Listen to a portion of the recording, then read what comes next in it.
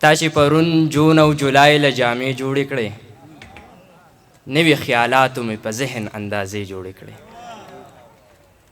تا چې پرون جون او جولای له جامې جوړې کړې، نوي خیالاتو مې په ذهن تماشې جوړې کړې، او په بام په سر چې د جانانه نندارې جوړې کړې، په ګوټ د سترګو کې اغیارو اندازې جوړې کړې. او مونږ خو سمه لا د مینې شروع کړې نه وه، خلکو بلها بلها په مونږ پسې قصې جوړې کړې. او زړګي ډک شوې، خو ما هم داسې ډک پرې نه ښودې. د غره په سر مې په ټپو کې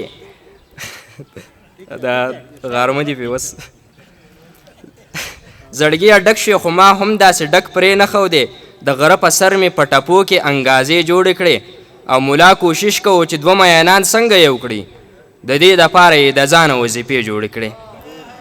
او غمګینه بیا دې ورته وکتل قلار تې نه شوې، ځان له په زور د لیونیه اندېښنې جوړې کړې.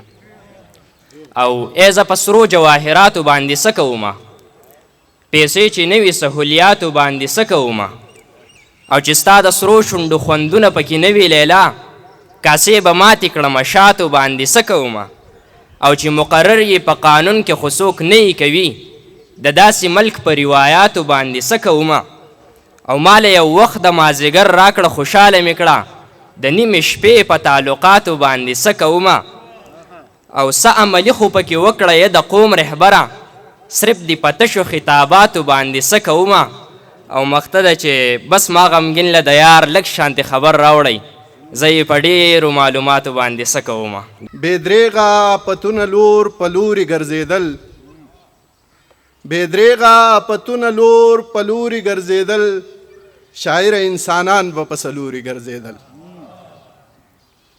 بچي زما باداره د قیامت تندې ساړه کړل، بچي زما باداره د قیامت تندې ساړه کړل، په زړه مې د ملا د ژبې توري ګرځېدل.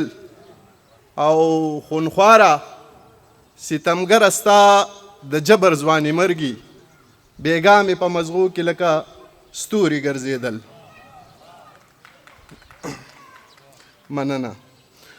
او فطرته په عادت کې ځان ته غوره جوړول، فطرته په عادت کې ځان ته غوره جوړول، او چکۍ دا ستا د ظلم په کمزوري ګرځېدل.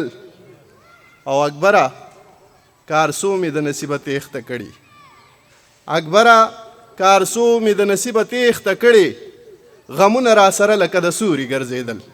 ډېره مننه.